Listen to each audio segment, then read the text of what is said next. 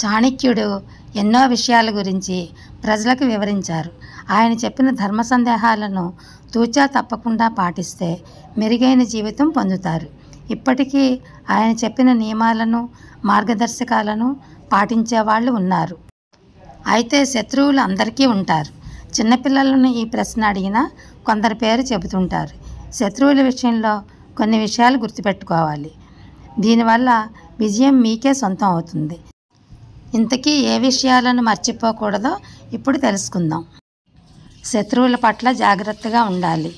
జాగ్రత్త వహించకపోతే చాలా నష్టాలను ఎదుర్కోవాల్సి వస్తుంటుంది.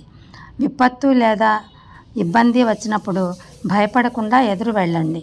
కష్టాలు వచ్చినప్పుడు సహనం కోల్పోతే శత్రువు చేతిలో ఓడిపోయే అవకాశం ఎక్కువగా ఉంటుంది. కాబట్టి సహనం ముఖ్యం. మనసును ప్రశాంతంగా ఉంచుకోవాలి. మంచి ఆరోగ్యం ఉంటే ఎంతటి సమస్యనైనా ఇట్టే పరిష్కరించుకోవచ్చు. అందుకే ఆరోగ్యం పట్ల జాగ్రత్తగా ఉండాలి అంటారు చాణక్యుడు. ఆరోగ్యంగా ఉంటే శక్తియుక్తులు పెంపొందుతాయి. శత్రువును ఓడించడంలో మీ ఆరోగ్యమే ముఖ్య పాత్ర పోషిస్తుంది. అహంకారానికి కూడా దూరంగా ఉండాలి. అహంకారం శత్రువుకు ప్రయోజనం చేకూరేలా చేస్తుంది. అహంకారం ఉంటే తప్పుడు నిర్ణయాలు తీసుకునే అవకాశం ఎక్కువగా ఉంటుంది. ఇది శత్రువుకు అవకాశంగా మారే అవకాశం ఎక్కువగా ఉంటుంది. సత్యం వైపు అడుగులు వేసే మనిషి నీతి నియమాలను అనుసరిస్తాడు, క్రమశిక్షణతో ఉంటాడు. ఇలాంటి వారికి శత్రువులు భయపడతారు.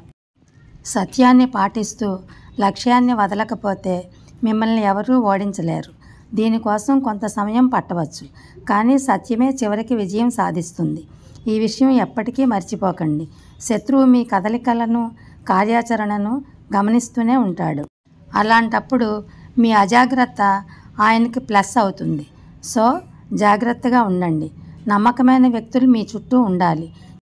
చెడు అలవాట్లకు దూరంగా ఉండాలి అన్నారు చాణక్యుడు. ఈయన చెప్పిన విషయాలు పాటిస్తే శత్రువు పట్ల విజయం మీదే అవుతుంది. Thank you for watching.